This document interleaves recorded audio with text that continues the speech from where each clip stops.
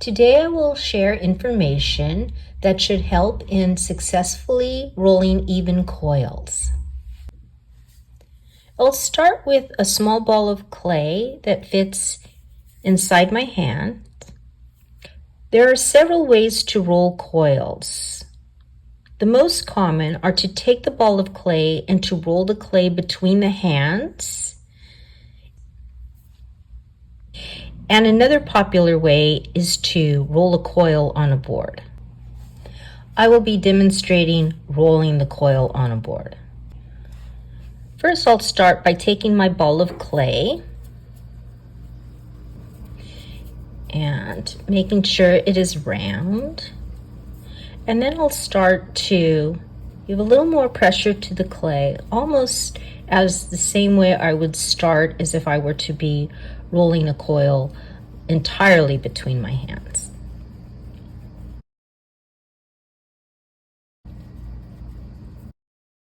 So I'm already now starting to have a little coil shape here, and I will continue to roll just a little more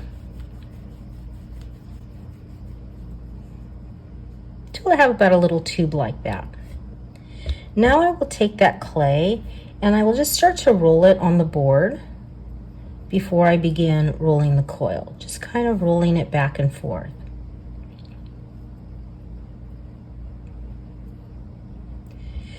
Once I begin to start to actually roll the coil, I will make sure that the clay has contact with the tip of my fingers all the way to the heel of my hands. And I will have my hands flat as a board, making sure to keep even pressure the entire way, hands nice and flat. So, tips of my finger to heels of my hand, and keeping the hands flat. Sometimes ovals instead of circles happen because the clay is just rolled by a portion of the hand. Another way that happens is when rolling the clay, as the clay is rolled, the heels of the hand start to add more pressure to the clay.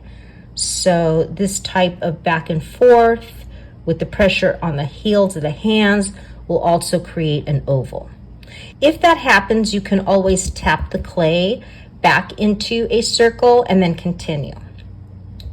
Let's start rolling the coil. So tips of my fingers to heel of my hand, adding a little bit of pressure.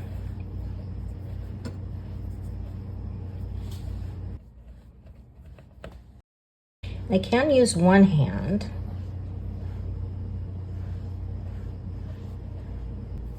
And I'm bringing in the other hand.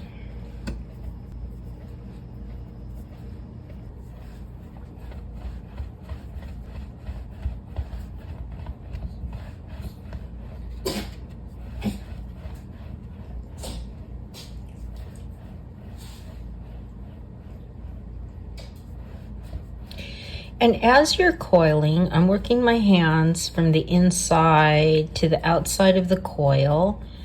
If your hands start to become dry, then I recommend just having a damp sponge on the side, and you can moisten your hands and continue. Be sure to moisten the hands and not the clay and create a slurry. So as we can see, the coil is starting to become larger,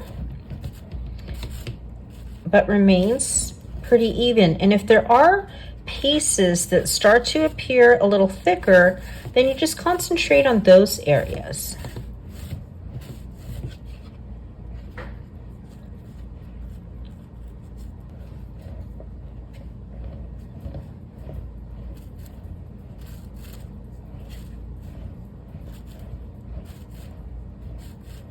And just continue length of the hand.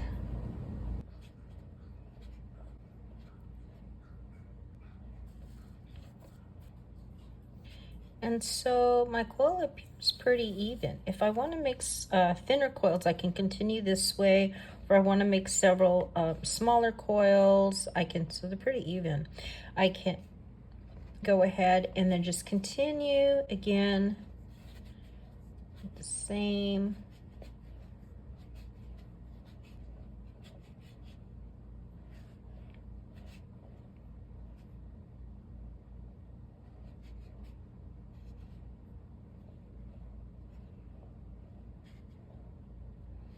And there I have a pretty even coil.